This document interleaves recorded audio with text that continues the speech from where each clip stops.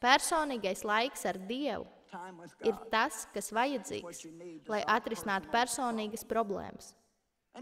Un tas, ka tu ej uz draudzi, ir brīnišķīgi. Es priecājos, ka tu skaties man uz TV ierakstus. Visas tās lietas ir labas.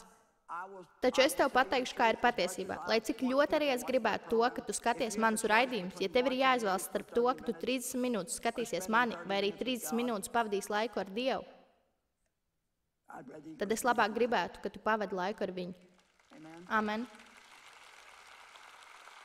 Skaties, tu nevari visu balstīt uz mani. Varbūt tu varētu atlicināt kādu stundu, un tu varētu noskatīties manu raidījumu, un tad jūs ar Dievu varētu pavadīt kopā laiku runājot par to, par ko runāju es.